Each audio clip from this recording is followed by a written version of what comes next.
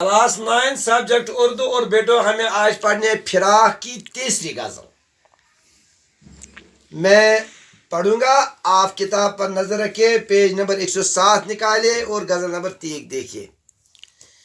आँखों में जो बात हो गई है, आँखों में जो बात हो गई है, एक शरह हयात हो गई है। आँखों में जो बात हो गई है, एक शरह हयात हो गई है। क्या जानिए मौत क्या थी पहले, अब मेरी हयात हो गई है। क्या जानिए मौत क्या थी पहले, अब मेरी हयात हो गई है। इस दौर में जिंदगी बशर की बीमार की रात हो गई है। इस दौर में जिंदगी बशर की बीमार की रात हो गई है। जिस चीज़ को छू दिया है तूने, जिस चीज़ को छू दिया है तूने, एक बरगे नबात हो गई है। एक एक एक एक सिफत फिराक इसकी, देखा है तो ज़ात हो गई है। बेटो पहले इस गज़ल में 5 अशार हैं। और बेटो आपको याद है, ये आपने पढ़ा है कि गज़ल में कम से कम 5 अशार होते हैं और ज़्यादा से ज़्यादा 21। तो इस गज़ल में जो मुश्किल अल्फाज हैं उनको मैंने बोर्ड पर लिखा है। पहले बोर्ड की तरफ देखिए। शरह हयात, इसका मतलब है बेटो, इसका माना है ज़िंदगी की तफसीर।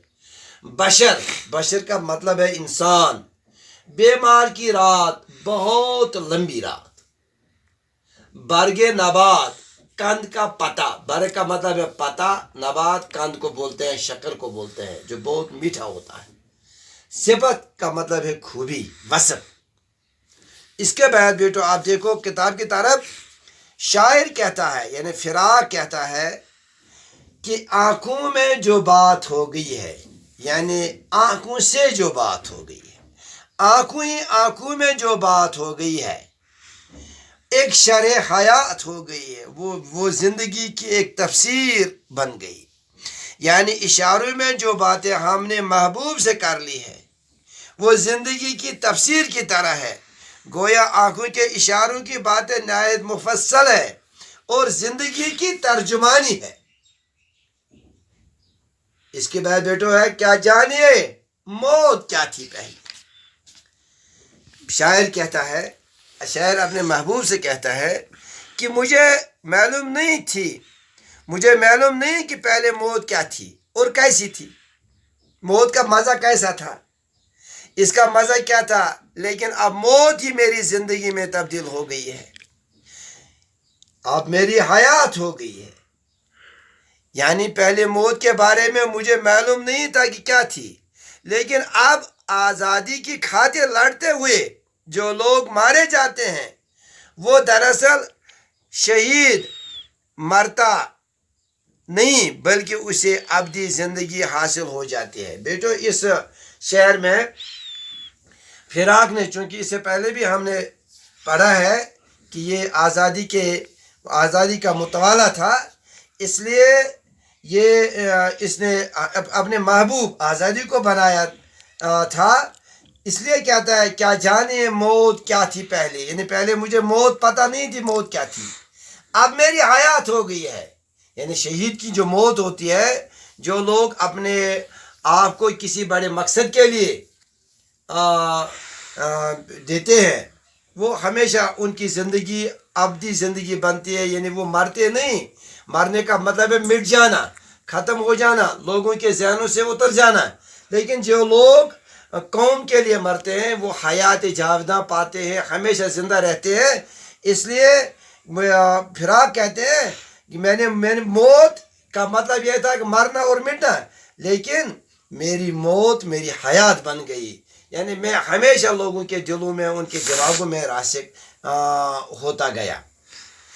इस दौर में ज़िंदगी बशर की, यानी इस शहर में शायर कहता है कि ये दौर जो है, ये कश्मकश का दौर, ये बहरानी दौर, इसमें इस ज़िंदगी, यानी इंसान की ज़िंदगी ایسی ہے بیمار کی رات ہو گئی جیسی بیمار کی رات ہوتی ہے. بیمار کی رات بہت لمبی ہوتی ہے اور اس میں کرب ہوتا ہے, اس میں تکلیف ہوتی ہے. یعنی اس دور میں, اس غلامی کی دور میں ہمیں انسانوں کی زندگی موت بیمار کی زندگی جیسی ہے. جس طرح بیمار کی زندگی کربناک ہوتی ہے, اس میں درد ہوتا ہے, اس دور میں ہماری زندگی درد سے بھری ہوئی ہے. جس چیز کو چھو دیا ہے تو نے, اے میرے محبوب. اس شعر میں شاعر کہتا ہے کہ اے میرے محبوب, جس چیز پر بھی آپ نے اپنا ہاتھ لگایا ہے, جس چیز کو بھی آپ نے چھوا ہے, ایک برگ نبات ہو گئی ہے, وہ کند کا پتہ جیسا ہو گیا, وہ بہت میٹھا ہو گیا ہے. یعنی آپ کی ذات میں مٹھاس ہے, اور جس چیز کو بھی آپ نے چھوا ہے وہ چیز بھی میٹھا ہو گیا ہے. اس کے بعد بیٹو آخری شعر جس میں شاعر نے اپنا تکلس استعمال کیا ہے, یعنی اس غزل کا مقطع ہے. ایک صفت فراق اس کی دیکھا ہے تو ذات ہو گئی ہے. اس شعر میں شاعر کہتا ہے کہ فراق میں بہت سی صفات موجود ہیں. اس کی ذات مختلف صفتوں کا مجموعہ مختلف صفتوں کا مجموعہ ہے. یعنی ایک صفت فراق اس کی, یعنی اس کے محبوب کی دیکھا ہے تو وہ ذات ہو گئے, وہ سب فراق کی زندگی میں پیوستہ ہو گئے ہیں. بیٹو اس طرح ہم نے اس فراق کی تینوں غزلوں کو ہم نے مکمل کیا ہے. آپ ان کو دوبارہ پڑھیے. انشاءاللہ کل ہم اس نے آخر پر جو سوالات دیے ہیں ان کا جواب ہم لکھیں گے انشاءاللہ. شکریہ.